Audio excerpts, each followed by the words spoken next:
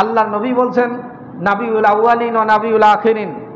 আবার বলছেন ওয়া বাসাফিন, আমাকে আল্লাহ পাক প্রথমে নবী হিসাবে সৃজন করেছেন, নবী হিসাবে প্রেরণ করেছেন এবং সর্বশেষ আমাকে প্রেরণ করেছেন। রাসূল বলছেন ক্বালা রাসূলুল্লাহ সাল্লাল্লাহু আলাইহি ওয়াসাল্লাম কুনতু আউয়ালুহুম খালাকান ওয়া আখিরুহুম বাআসান। আল্লাহ পাক সর্বপ্রথম আমাকে সৃজন করেছেন এবং সর্বশেষ আমাকে প্রেরণ করেছেন। জোরে বলি সুবহানাল্লাহ। তাহলে সর্বশেষ তাকে প্রেরণ করেছেন, এই জন্য মানুষের ধারায় তেনাকে পৃথিবীতে নিয়ে এসেছেন। এটা আল্লাহ রাব্বুল আলামিনের কুদরত। তিনি সর্বপ্রথম তাকে সৃজন করেছেন এবং তেনাকে নূর হিসাবে রেখেছিলেন, যেটা সূরা মায়েদা 15 নম্বর আয়াত আল্লাহ রাব্বুল আলামিন বলছেন ক্বাদ জাআকুম মিনাল্লাহি নূরুন ওয়া কিতাবুম মুবিন। আল্লাহ রাব্বুল আলামিন বলছেন ক্বাদ জাআকুম মিনাল্লাহি নূরুন, আপনি আগমন করেছেন, তোমাদের মাঝে আগমন করেছে। সেই জামানার মানুষদেরকে বলছেন, সারা দুনিয়ার মানুষদেরকে বলছেন আল্লাহ রাব্বুল আলামিন তোমাদের কাছে আগমন করেছেন মিনাল্লাহি নূরুন, আল্লাহর পক্ষ থেকে নূর। তাফসীরে জালালাইন সহ 28 খানা তাফসীর গ্রন্থে তাফসীরে জালালাইন যারা পড়েছেন, যারা বোঝেন, যারা অসংখ্য তাফসীর গ্রন্থ, এই জালালাইন বাংলাদেশে কওমি মাদ্রাসায় পড়া হয়, আলিয়া মাদ্রাসায় পড়া হয় তাফসীরে জালালাইন, এবং সারা বিশ্বে এই তাফসীরখানা সমাদৃত, সব জায়গায় পঠিত হয় আরবি টু আরবি। এই তাফসীরে জালালাইন সহ অসংখ্য তাফসীর গ্রন্থে বলছেন আল্লাহর নবীর এই নূর কোন নূর। তাফসীরে জালালাইনে বলছেন হুয়া নবী ও মুহাম্মাদিন সাল্লাল্লাহু আলাইহি ওয়াসাল্লাম, এই নূর হচ্ছে নবী মুহাম্মদুর রাসূলুল্লাহ। জোরে বলি সুবহানাল্লাহ। এনাকে আল্লাহ পাক নূর হিসাবে প্রেরণ করেছেন, এই নূর তিনি। আর এরপরে বলছেন ওয়া কিতাবুম মুবিন, আল কোরআনুল কারীম। এই কিতাব বলতে আল্লাহ পাক কোরআনুল কারীম দান করেছেন। তাহলে আল্লাহর নবীকে আল্লাহ রাব্বুল আলামিন নূর হিসাবে প্রেরণ করেছেন।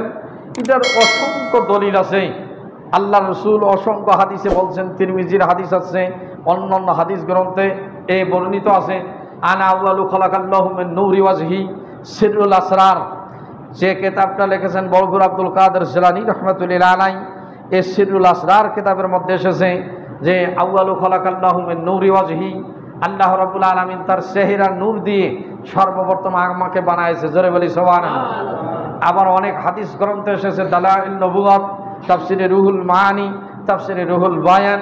আল্লাহ নবী বলছেন আনা নূরুল্লাহ ওয়া কুল্লু শাইইন মিন নূরি, আমি আল্লাহর পক্ষ থেকে নূর এবং আমার নূর দিয়ে আল্লাহ সব বানাইছে। জোরে বলি সুবহানাল্লাহ।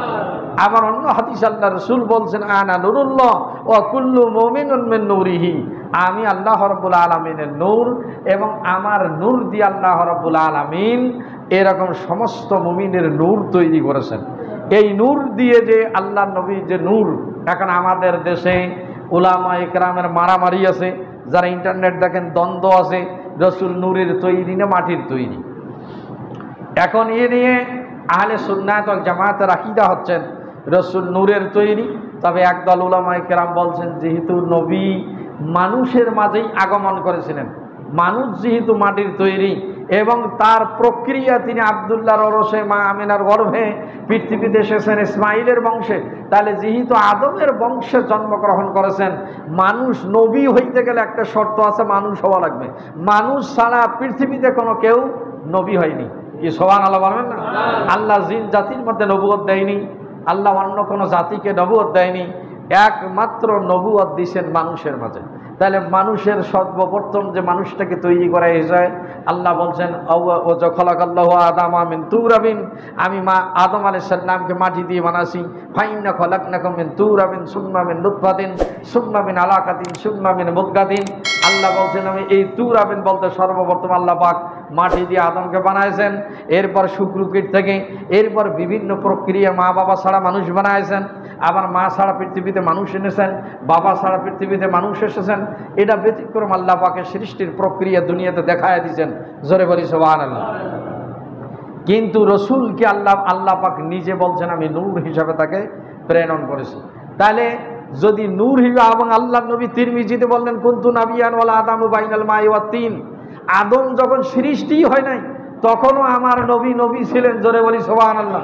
তিরমিজির সহিহ হাদিস, কুনতু নাবিয়ান ওয়াল আদামু বাইনাল মাই ওয়াত তিন, যারা কিতাব পড়তে পারেন তিরমিজির দেলদেসানি, এরকম বাবু মা জা মিলাদুন নবী সাল্লাল্লাহু আলাইহি সাল্লাম, আমার বাড়ির মূল কিতাব তিরমিজি আছে, বুখারী আছে, ইতিহাস তার সব কিতাব আছে, যেগুলো মূল ভলিউম কিতাব, বাংলা কিতাব না, যেটা আরবি টু আরবি, বাবু মা জা মিলাদুন নবী সাল্লাল্লাহু আলাইহি সাল্লাম। সেই তিরমিজির দেলদেসানির মধ্যে আল্লাহ নবী বলছেন, আমি তখনও নবী ছিলাম যখন আদম এবং আদমের শরীর এবং মাটির মধ্যে ছিল।